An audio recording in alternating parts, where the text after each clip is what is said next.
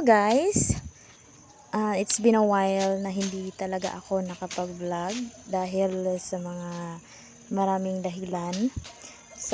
Pero today is motivated ako na mag-vlog. And syempre magtatagalog tayo ngayon kasi nga is marami tayong mga followers na Tagalog, o diba? And syempre nagtataka na yan sila kung bakit ako nagbibisaya.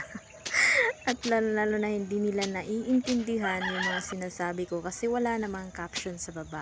By the way, tinatamad na ako maglagay ng mga captions dyan. So, magtatagalog na lang ako para maintindihan nyo.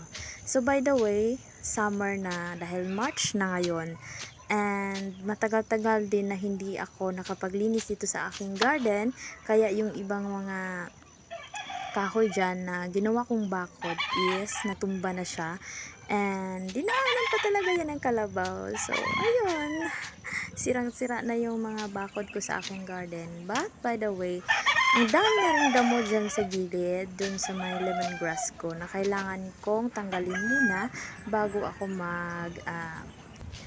linis dyan sa aking mga tanim. Kaya nga, is, hindi ako nakapag-linis dito kasi nga, is nagtatrabaho din ako doon sa farm na tinatrabahoan ng partner ko, kaya nga napabayaan na itong garden ko.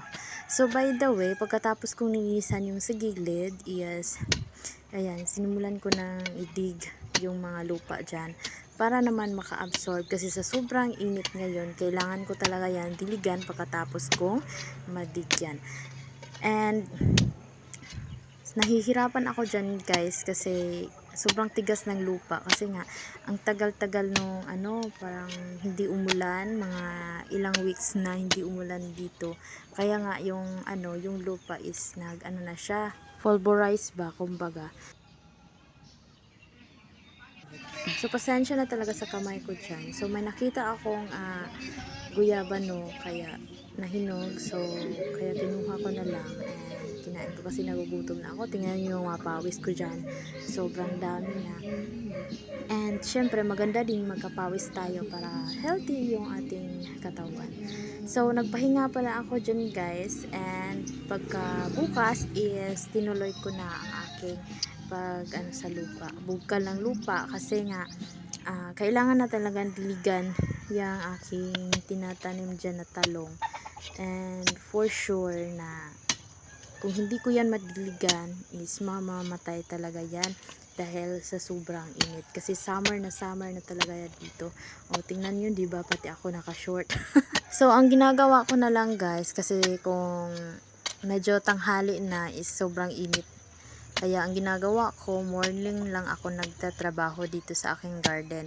And after ng mga mga alas 8 is mag-stop na ako kasi mainit na dyan banda. Pero mga 7 AM is hindi pa, kaya nga binilisan ko na para naman pagdating ng alas 8 is tapos na ako. Kaya ayan, sinasadya ko din na magtrabaho din sa garden ko guys kasi para pawisan ako, kasi gusto kong lalabas yung mga pawis ko, yung kumbaga mga excess oil. So maganda din yun guys, nakakalaki ng braso. Kung gusto mo maging wrestler, so yan ang gamitin mo, siguradong malaki yung braso mo. So ayan guys, kailangan lang talaga natin na magsipag para naman tayo ay merong ma-harvest sa ating garden. So hindi naman kalakihan yung garden ko, pero ang importante is hindi na tayo bibili.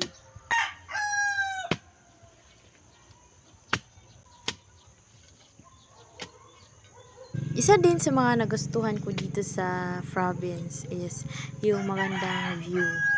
Kasi kung sa city ka, hindi mo makikita ang ganyan na view, lalo na kapag umaga. Kasi puro sasakyan yung makikita mo. Kasi dito sa province talaga guys, yung ang ganda ng color green na tanawin. And yung blue na bukirin yung makikita mo. And yung mga fogs na sasalubong sa'yo every morning. So, yan yung mga magagandang tanawin talaga ang makikita mo.